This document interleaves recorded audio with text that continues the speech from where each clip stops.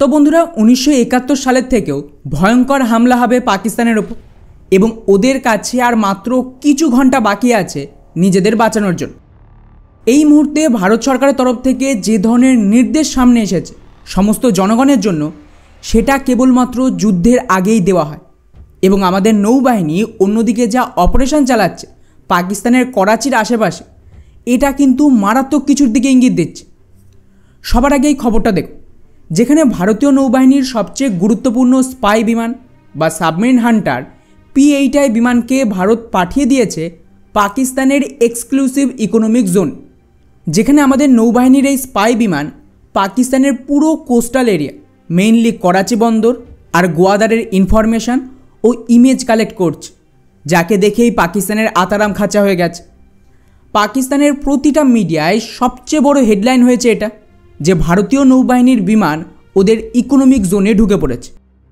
এই ম্যাপটা খুব ভালোভাবে দেখুন, এখানে আপনি পুরো লোকেশন দেখতে পাবেন ভারতীয় নেভি কী ধরনের সার্ভেলিয়ান্স করছে। এটা পাকিস্তানের পুরো কোস্টাল এরিয়া এবং এটা হলো করাচি পোর্ট।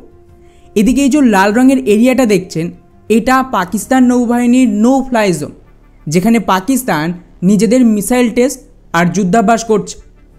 কিন্তু আমাদের নৌবাহিনীর এই বিমান গুজরাট কোস্ট পেরিয়ে পুরো পাকিস্তানের ইকোনমিক জোনে ঢুকে পড়ে। আর এই যে পুরো এরিয়াটা দেখছেন, এটা আমাদের P-8I বিমানের পুরো ডিটেকশন রেঞ্জ।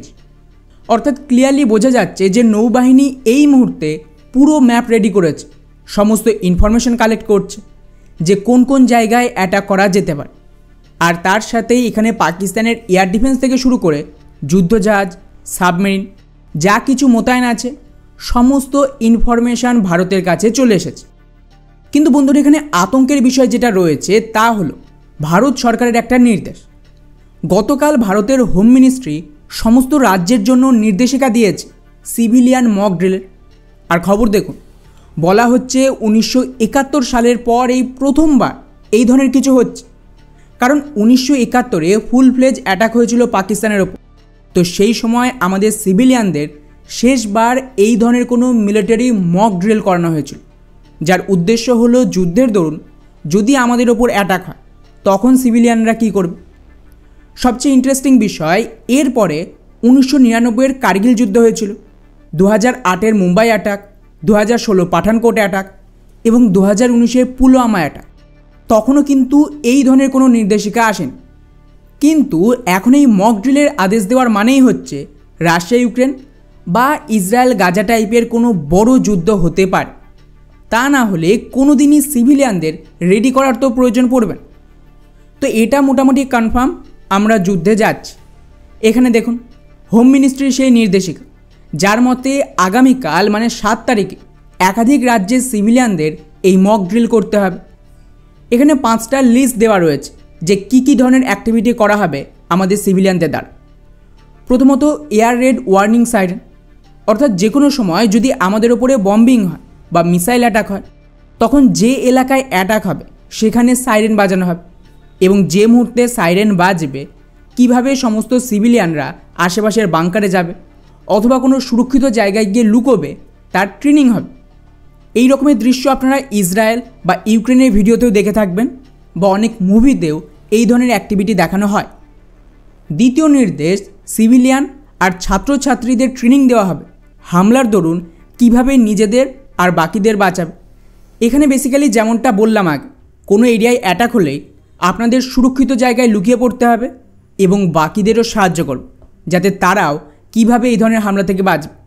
এর জন্য একটা প্রপার ট্রেনিং হবে। তৃতীয় নির্দেশনা, প্রভিশন অফ ক্র্যাশ ব্ল্যাকআউট। এখানে কী হবে, মনে করুন যে পাকিস্তানের কোনো যুদ্ধবিমান, অ্যাটাক ড্রোন ভারতের এয়ার ডিফেন্সকে ধোঁকা দিয়ে কোনো সিভিলিয়ান এলাকার ভেতরে ঢুকে পড়ল। ওদের টার্গেট হবে এই সময় যত বেশি সিভিলিয়ান রয়েছে তাদেরকে মারা। তো এমন পরিস্থিতিতে যেহেতু পাকিস্তানের বিমানকে জ্যাম করে দেওয়া হবে, তো দিক ঠিক করতে পারবে না ওরা। তো সেই সময় ওদের কিন্তু একমাত্র ভরসা যেখানে বেশি আলোকিত এরিয়া হবে সেটাই সিভিলিয়ানদের, তার উপরেই বম্বিং করে পালাবে। এর জন্য আগে থেকে ওই পার্টিকুলার এরিয়ার পুরো বিদ্যুৎ কানেকশান কেটে ওখানে ব্ল্যাকআউট করে দেওয়া হবে। এমন পরিস্থিতিতে কী কী ব্যবস্থা নেবেন তার পুরো ট্রেনিং হবে। এছাড়াও যদি আমাদের কোনো পাওয়ার গ্রিডের ওপর হামলা হয় তাহলেও কোনো পার্টিকুলার এরিয়া, এমনকি গোটা একটা রাজ্য পর্যন্ত ব্ল্যাকআউট হয়ে যেতে পারে। তার জন্যও আমাদের তৈরি থাকতে হবে।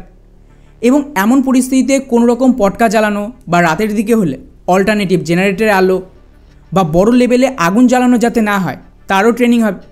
কেননা এমন অবস্থায় ওপর থেকে ওই এরিয়া ভিজিবল হবে শত্রুর বিমান বা ড্রোনের জন্য, আর তার ওপরেই অ্যাটাক হবে। এটা কিন্তু মণিপুরে অলরেডি হয়েছে। আতঙ্কবাদীরা ড্রোনের মাধ্যমে এইভাবে সিভিলিয়ানদের ওপর বম্বিং করত। চতুর্থ নির্দেশ, provision of early camouflage of vital plants and installation. এখানে বেসিক্যালি বলতে চাইছে গুরুত্বপূর্ণ যে সমস্ত এরিয়া রয়েছে, যেমন পাওয়ার প্ল্যান্ট বা কোনো কমিউনিকেশন সেন্টার, এগুলো মূল টার্গেট হবে। তাই আগে থেকেই এগুলিকে লুকোনোর ব্যবস্থা করা হবে ক্যামোফ্লাজের মাধ্যমে। উদাহরণ হিসেবে 1971 তাজমহলে সবুজ কাপড় দিয়ে ক্যামোফ্লাজ করা হয়েছিল। এছাড়া আর্মির ক্ষেত্রে দেখবেন আর্টিলারি গান সিস্টেম বা ট্যাঙ্ক, এগুলিকে লুকানোর জন্য এই ক্যামোফ্লাজ ব্যবহার করা, সেটাও লোকাল অথরিটি আর সিভিল ডিফেন্সকেই করতে হবে। আর শেষ নির্দেশিকা হলো অ্যাটাকের আগে অথবা অ্যাটাক হয়ে গেলে সিভিলিয়ান আর বাকিদের কীভাবে ইভ্যাকুয়েট করা হবে কোনো পার্টিকুলার এরিয়া থেকে, তার রিহার্সাল হবে। অর্থাৎ মনে করুন যে আপনি যে এলাকায় রয়েছে ওখানে অ্যাটাক হতে পারে, তো ওখানে লোকালি আপনাদের দায়িত্ব থাকবে কীভাবে সকলকে সুরক্ষিতভাবে নিয়ে ওখান থেকে সরে আসা, বা যদি মিসাইল অ্যাটাক হয়ে গিয়ে থাকে সেক্ষেত্রে মেডিকেল টিম আসার আগে কীভাবে বাকিদের বাঁচাবেন তারও একটা ট্রেনিং হবে। যদিও আপনারা যারা এই ভিডিওটা দেখছেন তারা মেইনলি পশ্চিমবঙ্গ, ত্রিপুরা আর আসামের মতন রাজ্যে আছে, তো আমাদের মনে হয় না যে এই ধরনের কিছু ফেস করতে হবে। মেইন অ্যাটাক গুজরাট, মহারাষ্ট্র, রাজস্থান, পাঞ্জাব সহ পুরো এই যে নর্থ সাইড আর ওয়েস্ট সাইডের রাজ্য রয়েছে সেখানেই হতে পারে। তো মূলত এই ড্রিল ওই সমস্ত রাজ্যের জন্যই গুরুত্বপূর্ণ, আর এটা থেকে কনফার্ম যে আমরা কোন দিকে যাচ্ছি। স্পেশালি আমাদের রক্ষামন্ত্রী কী বলেছে দেখুন, আমাদের জনগণ যা চাইছে সেটাই হবে। মানে বুঝতে পারছেন মেজরিটি পপুলেশন কী চাইছে? একটাই ডিমান্ড, পিওকে ফেরত চায়। মেবি সরকার তার দিকে যেতে পারে।